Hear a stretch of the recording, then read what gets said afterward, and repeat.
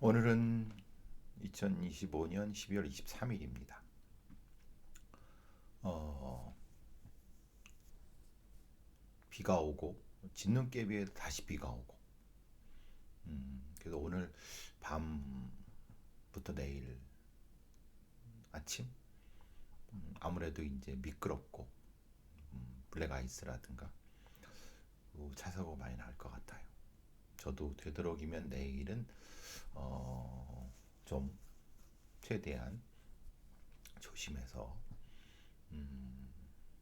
크라임 녹음하러 가려고 합니다. 여러분도 날씨가 이제 서울 경기 지역 쪽 인천 쪽은 비 오고 진눈깨비에 다시 또 추워지고 아시다시피 이제 금요일은 영하 뭐 서울 기준으로 12도 체감은 19도 막 그러니까 분명히 뭐 수도 동파도 있고 뭐 저기 추울 거니까 단단히 무장하시고 그리고 동파 수동파는 물 좀 틀어놓으시고 항상 조심하시기 바랍니다. 오늘 얘기하기 전에 그런 얘기 나왔네요. 뭐 서초동 어디에 그 아파트가 뭐 115억 원짜리 185제곱미터라고 하니까 한 60평 되는 거 같죠? 60 그죠? 60평 정도? 3, 3이니까 한 50 몇 평 되네요. 60평이 좀 안 되네요. 그거를 이제 현금으로 매수한 사람이 있는데 그 사람은 이 코인을 그러니까 요즘은 이제 그 아파트라 이제 부동산 사게 되면 자금 추천을 얘기해야 되잖아요. 이제 코인 내에서 샀다. 물론 거짓말일 수 있습니다. 그런데 이제 대략 그 근거는 제시를 해야 되니까 주식과 코인으로. 그러니까 요 떡상했을 때 지금 4천인데 불과 2,900원 1,000포인트가 들어 올랐을 그때쯤에 돈 있는 사람들이라든가 아니면 뭐 자산가들이 더 많은 그러니까 자산가라는 게 이제 부동산만 가지고 있는 게 아니라 그리고 부동산이고 이제 그 현금으로 유동성을 가지고 있는 사람들이 주식이 오를 때 더 많은 돈을 벌었던 거죠. 그래서 이 정부에서는 그런 거잖아요. 저 뭐 지난주에 저랑 같이 이제 제 앞쪽에 출연했던 부동산 전문가라는 사람도 부동산 전문가가 이제 매도 없다. 아니 매도 없다가 아니라 이런 얘기하는 사람 없다. 왜냐? 이제 주식으로 돈을 몰게 하려고 하는데 이게 그럼 주식 전문가가 돼야 되는데 근데 이제 문제가 그럼 주식으로 안정적으로 주식으로 유지될 거냐? 그렇지 않다. 지금 이게 드러난 거죠. 왜냐? 주식에서 돈을 벌고 뭐 배든 몇 배든 벌고 그 번 돈으로 코인이든 그걸 돈을 가지고 팔아서 현금화해 갖고 부동산을 사는 거예요. 그것도 강남의 불패 부동산. 그러니까 좋은 자리에 비싸고 수십억 최소한이고 뭐 7, 80억. 그것도 요즘 뭐 한 100억짜리 이상. 사두면 이거는 더 그러니까 집값이 떨어질 수가 없는 거죠. 그러니까 지금 정부의 생각이라든가 정책 방향이 부동산에 몰릴 돈을 주식으로 해서 미국식으로 안정적으로 그게 그래야 되는데 문제는 사람 생각 그게 아니라 어차피 부동산 불패니까 주식이나 코인으로 돈을 벌어서 다시 그러니까 주식시장도 불안하고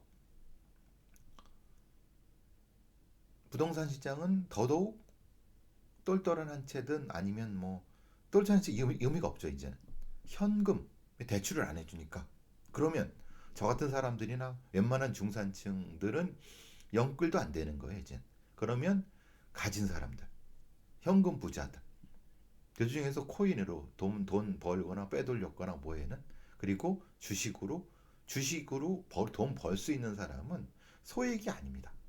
매덕 이상을 아니면 뭐 최소한 매점 그러니까 돈을 많이 해서 위험을 회피하고 그 정보를 얻을 수 있는 사람이 돈을 더 버는 거예요. 그러니까 더 양극화가 되고 부자들은 더 부자가 되는 지금 상황이 그렇다는 거죠. 어떻습니까? 참 답답하죠. 왜냐? 부동산의 지금 부동산은 이제 누가 서울시장이 누가 되든 아니면 지금 정부에서도 대안이 없대요. 부동산 전문가들도 여러 얘기를 합니다. 대안이 없대요. 지금 공급한다고 해봤자 지금 아파트 뚜둑 때려 짓습니까? 뭐 짓죠. 그럼 10년 뒤에나 뭐 아니면 지금 정책해서 뭐 해갖고 하면은 최소한 아무리 빨라야 5, 6년 뒤입니다. 5, 6년 뒤는 불가능하죠. 사실은 10년. 그래도 어쨌든 뭐 후다닥 해도 5년, 6년. 지금 서울시장, 지금 대통령 아닌 그다음. 그리고 그것도 효과가 없다. 왜냐하면 이미 반영이 된 거다. 그러니까 부동산 대책은 대책이 없다. 결국은 부동산 대책이라고 하면 유일하게 한국은행 총재라든가 아니면 여러 사람들이 서울 같은 데를 따로 만들어. 그래서 이제 말하자면 뭐 대전, 충남 뭐 통합해서 이제 행복도시에서 거기로 다른 어떤 그 부산에서 서울에 집중되지 않게 할 수밖에 없다. 서울의 집값을 떨어뜨리는 방법은 떨어뜨릴 수는 없다. 근데 대신 여기에만 몰리지 않게 하는 방법밖에 없다. 그러니까 결국은 그러니까 부동산이 대책이 없다는 걸 인정하고 그러니까 단기적인 대책이죠. 장기적인 대책은 어쨌든 뭐 방법이야 뭐 방법이 없죠. 어떻게 저는 그러니까 제가 많은 부동산 전문가를 물어봐도 방법이 없어요.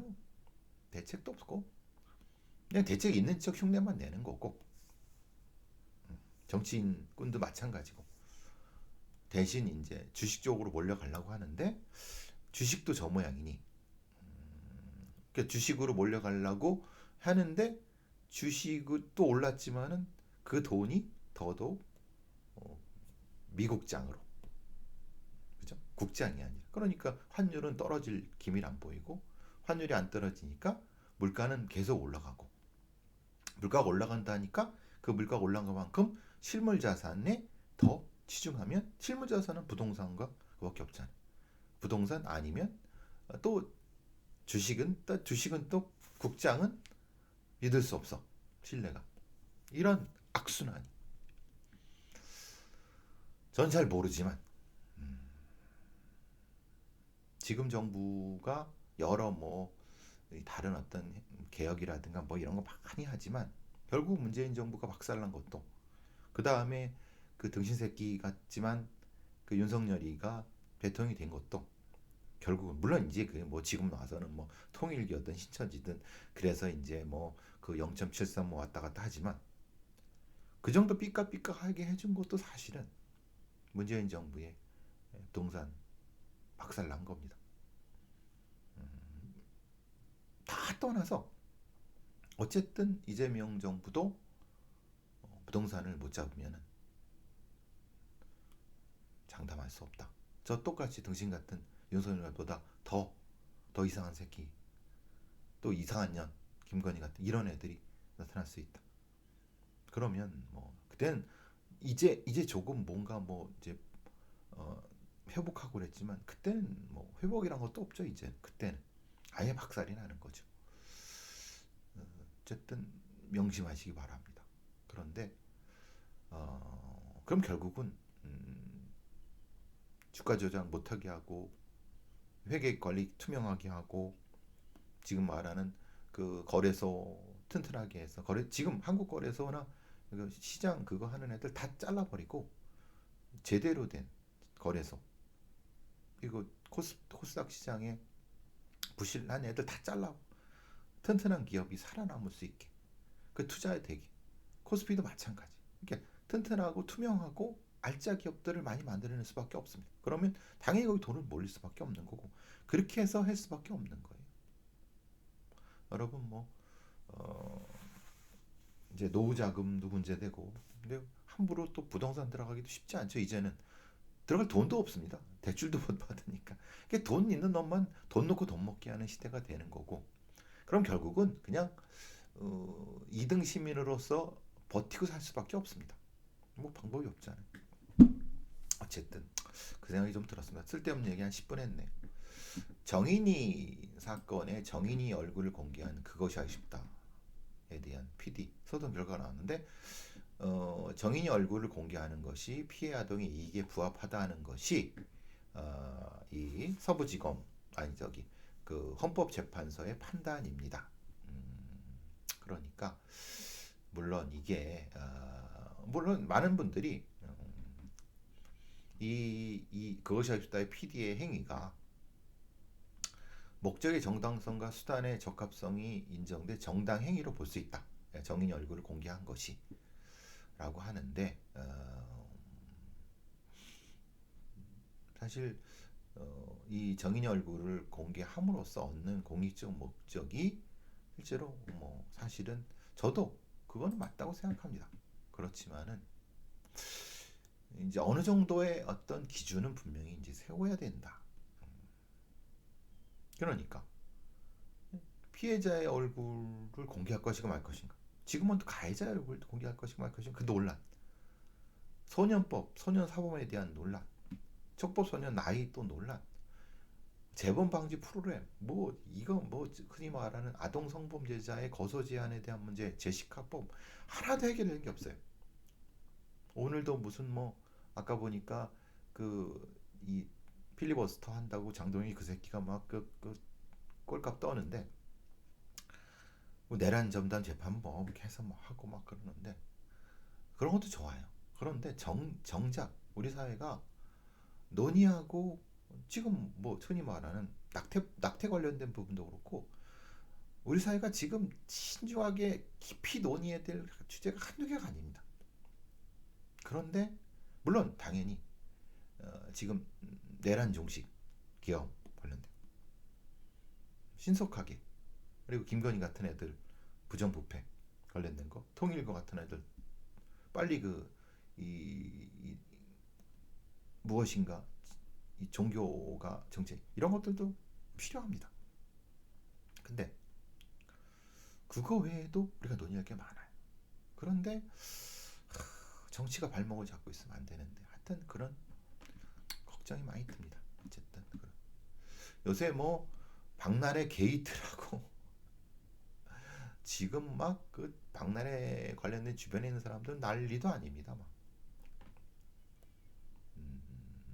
그만큼 그러니까 의료법이라든가 의료법의 사각지대 그리고 엔터테인먼트 그러니까 이런 문화 예술의 엔터테인먼트에서의 이 정상적인 모습이 아닌 결국 거기서부터 시작된 거죠.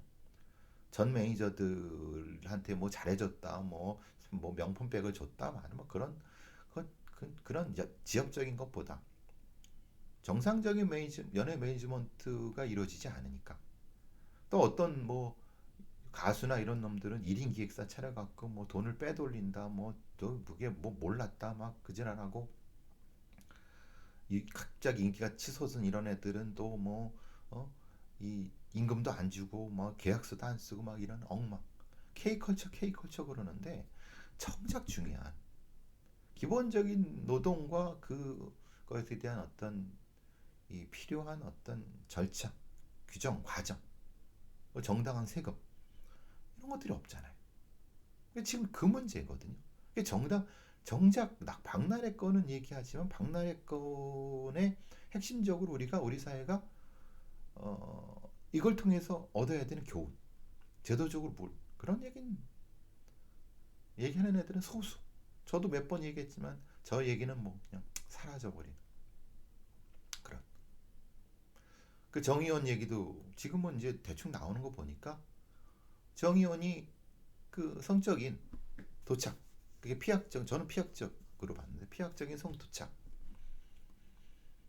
근데 뭐 성적인 뭐 가학증을 가졌던 피학증을 했던 그건 상관없습니다. 지가 뭐 지가 지 방안에서 과학적인 행위라던 지 좋다고 하는 그 누구란 그리고 또 불륜이란 건 간통죄가 없어졌기 때문에 지 민사로 알아서 하면 돼요. 근데 정작 지 정의연 사태에서 중요한 것은 핵심적으로. 흔히 말하는 위촉연구원을 그 아산병원에서 고용했는데 그 고용 관계를 제대로 학교에서 아니 아산병원에서 관리했습니까? 그냥 교수한테 알아서 뭐 이렇게 위촉연구원을 채용을 하고 해요. 근데 교수가 채용한 건 아니잖아요. 즉 말하자면 그건 그 교수가 추천을 했지만 아산병원에 그 아마 울산의대일 겁니다. 그 병원의 어떤 위촉연구원은 그 병원이 그 고용 관계를 책임져야 되는 부분이거든요. 근데 그 얘기는 전혀 안 나오잖아요. 그러니까 그런 공용 그런 관계가 얼마나 엉망이었으면 교수라는 놈이 그런 어떤 물품을 저기 유청연구원한테 그 받게 하고 거기에 뭐 소설고 그러니까 그게 진짜 개인과 개인 관계라고 하면은 지가 뭐 가서 뭐 그냥 그 여자 두들겨 패서 뭐 성적인 만족을 어떤 반대로 지가 두들겨 맞아서 피하 가는 무슨 상관이 있습니까? 이게 정의연이가 무슨 그 뭐 어떤 쓰레기 짓을 해도 상관없습니다. 그건 뭐 지가 알아서 하면 돼요. 근데 그거는 소위 말 아산병원, 울산의대 예? 노년내과 교수 그예요. 그 지위를 갖고 거기에 고용관계가 있고 이런 거예요. 울산의대 아산병원에 걔네들은 그걸 제대로 관리했습니까?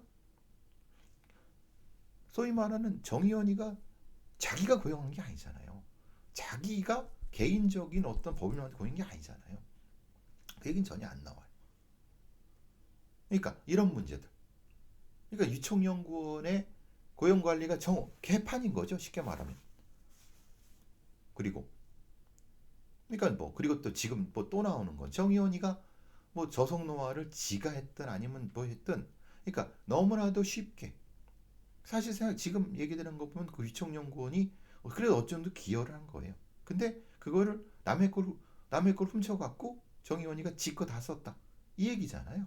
그게 맞는지 틀린지 모르지만 어느 정도 지금 그게 드러나고 있는 그러니까 정의연이 욕할 수도 있지만은 이게 너무 MBC도 진짜 검증도 안 해보고 즉 사생활에 대한 검증이라든가 아니면 뭔가 이런 거에 검증도 안 해보고 뭐 유튜브에서 유명하고 뭐 뜨니까 방송 진행자 자리를 뚝 던져줘요. 그 인기에 편승해 갖고 해려고. 그 양아치 MBC 같은 그 양아치 짓을 하니까 그러니까 뭐 당연히 지들 피해 보는 거는 당연히 지들이 감수해야 되는 거죠. 그렇지 않습니까? 그 외에도 또 그냥 갑자기 떡상한 어떤 뭐 식품 뭐 이런 거 제대로 검증도 안 해보고 저속노화 그 대중형 검증이 아니라 학계라든가 아니 뭔가 그러니까 당연히 그 손해가 클 수밖에 없죠. 위험성 이런 부분들 그러니까 뭔가 우리 사회가 제도적으로 너무 허약하다는 거예요. 우리가 신정아 사태도 보면 몇 그런 김건희도 마찬가지잖아요. 그러네 그 논문 위조하고 학력 위조하고 막 해도 영부인과이 되는 그런 그지 같은 그런 우리 사회가 전 세계적으로 모의유기하고 뭐 세계적 선진국이다 개소리 하는 거예요. 경제 규모가 그렇게 뭐 했다 하더라도 실제로 이렇게 허약해요. 생각해 보십시오. 들떨어진 새끼가 계엄령을 선포할 아마 그런 얼마나 취약하고 얼마나 엉망으로 그 소위 말하는 공직사회에 대한 시스템이 얼마나 엉망이었으면 그런 생각을 안 해봅니까? 참 이런 것들이 덩치만 커지고 그 안에 있는 소프트웨어가 없는 이거 분명히 우리 사회 지식인들이라든가 반성을 해야 됩니다.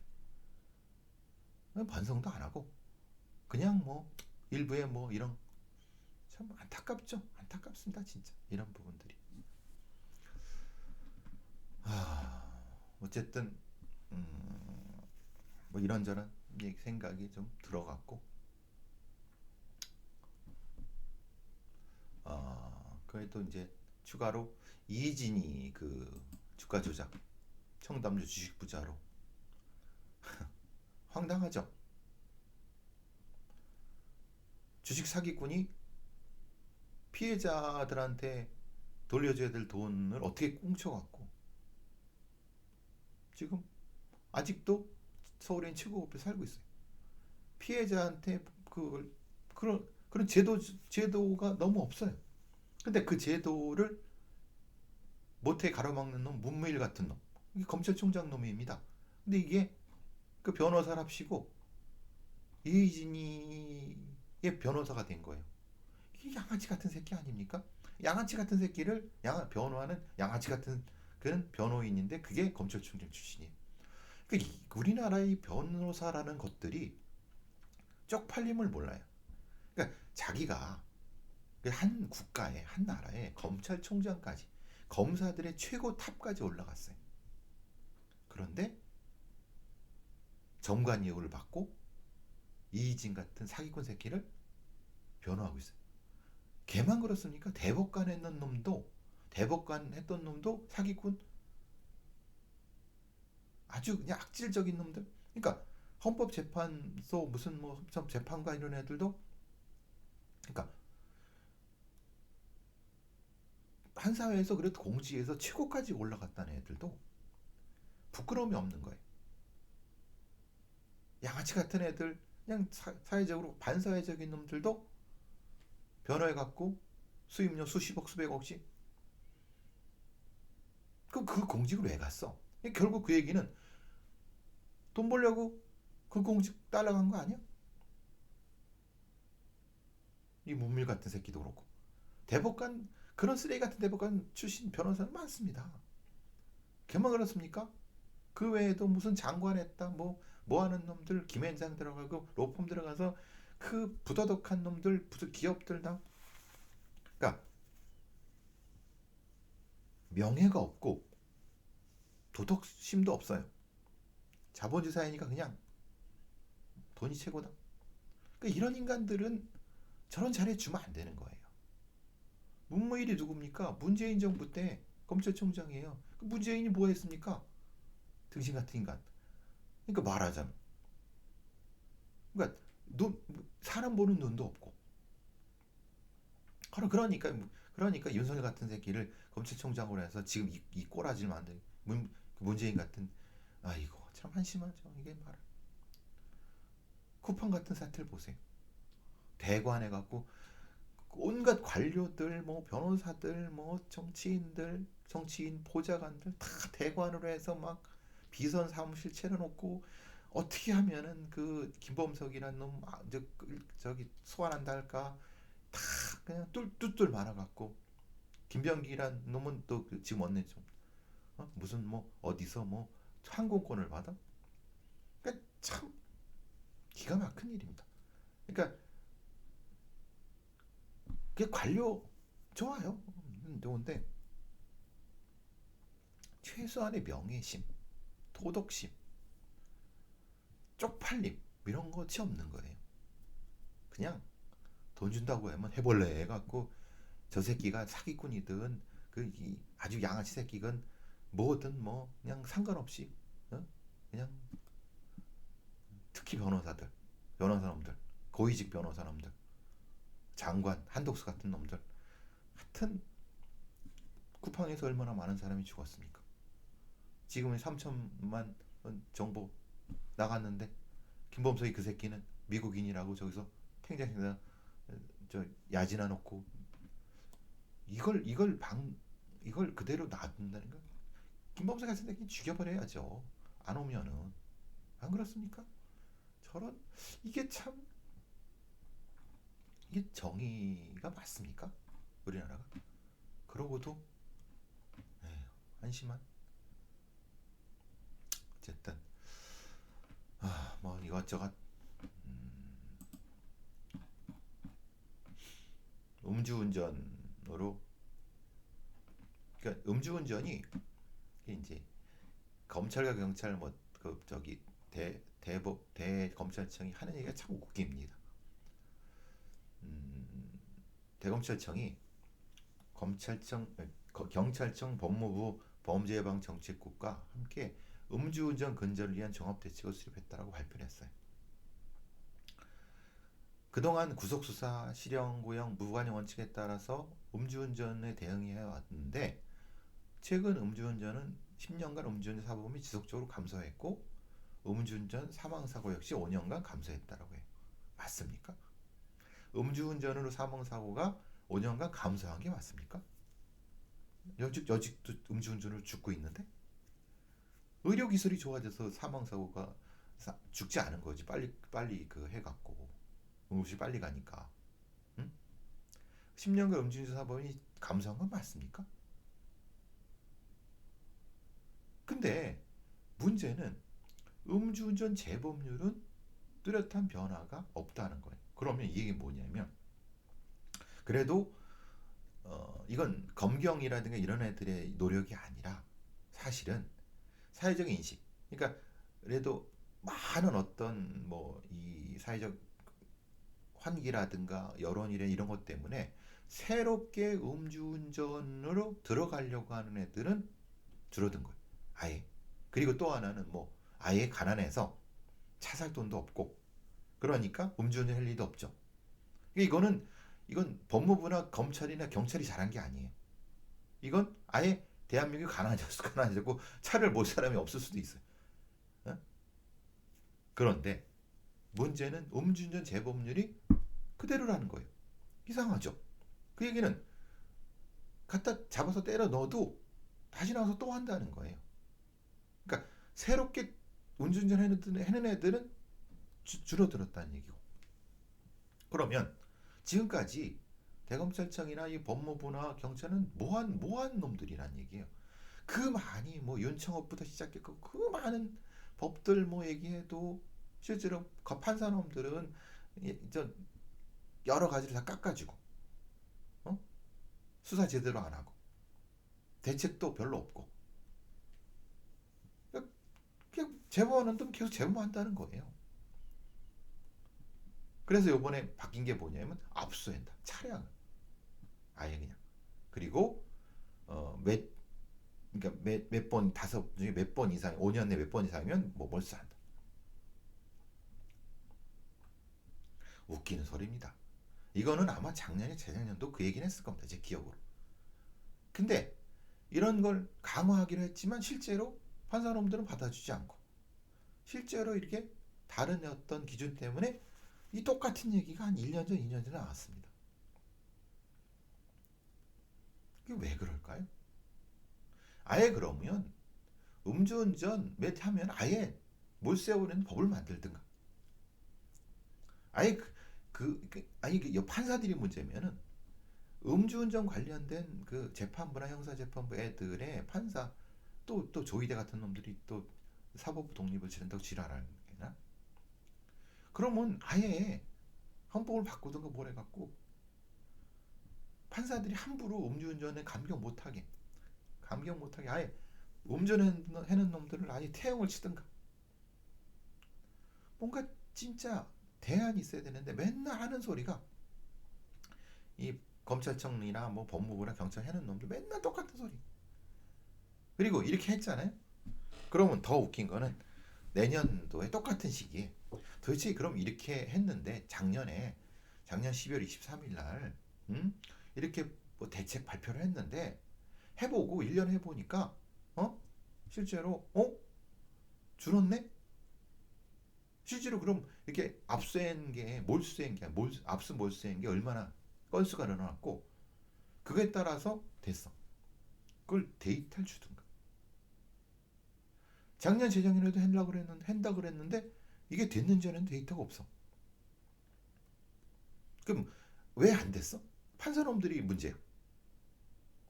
아니면 뭐가 문제야? 그럼 그걸 바꾸려고. 그러니까 했으면 데이터가 있고 그랬으면 결과가 뭐 때문에 안 되면 그걸 이렇게 해야 되는데 맨날 똑같은 게 반복이. 한 2, 3년 전에도 차량 몰수할 거야 몰수. 근데 몰수를 했는지 모르고 또 1년 뒤에 우리 또 몰수할 거야. 국민들을 등신을 하는 거죠. 실제로 등신 짓을 하니까 그 검찰청이나 이 경찰이나 법무 이런 놈들이 뭘 해도 관심도 없고 국회의원 놈들 관심도 없고 언론도 관심 없으니 이게 바뀌겠습니까? 또 이렇게 장난질 못하게 해야 되는데 좀 안타깝네요. 그렇습니다. 잠깐 쉬었다.